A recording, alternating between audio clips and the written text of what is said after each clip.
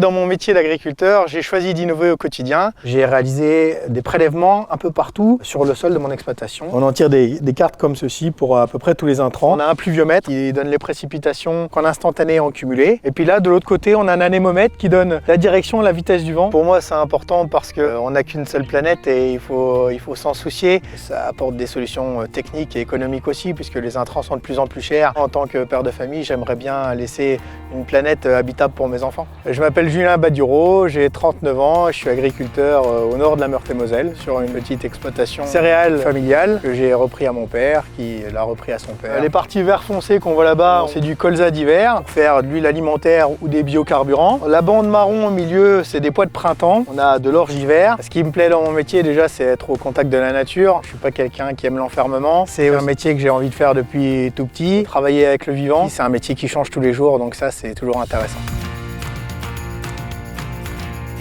C'est une plateforme qui met en relation des startups qui proposent par exemple des objets connectés et des agriculteurs en recherche de solutions. Ça permet d'essayer assez facilement avec un accompagnement derrière des nouveaux objets connectés.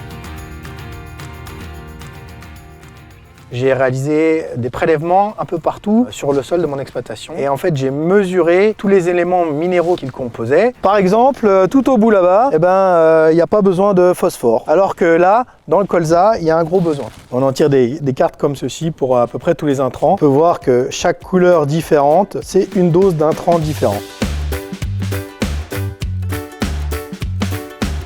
Là, j'ai activé l'autoguidage, le tracteur il pilote tout seul. Le semoir à engrais derrière est capable de mettre la bonne dose au bon endroit suivant la prescription de la cartographie. Et ne pas gaspiller les intrants qu'on met et les mettre mieux, ça a un vrai sens économique et écologique. Il faut conserver la production parce qu'on voit qu'on aura besoin peut-être demain de nourrir 9 milliards de personnes sur cette planète, donc c'est important. J'essaye d'apporter ma petite contribution à l'échelle de mon exploitation pour un monde meilleur demain.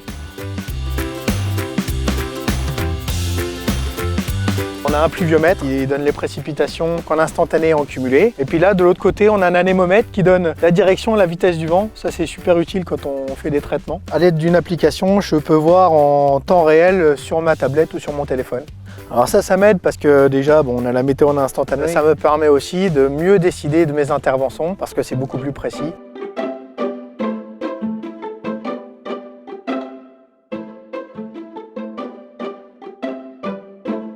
J'ai intégré le groupe Agile MC2 de la coopérative MC2. C'est issu d'une réflexion que j'ai depuis des années sur ma ferme de changement de pratique. Sur un rayon d'une quinzaine de kilomètres, on est une quinzaine et on se réunit pour partager notre expérience pour des formations quand on ressent le besoin sur certaines thématiques comme l'agriculture de conservation.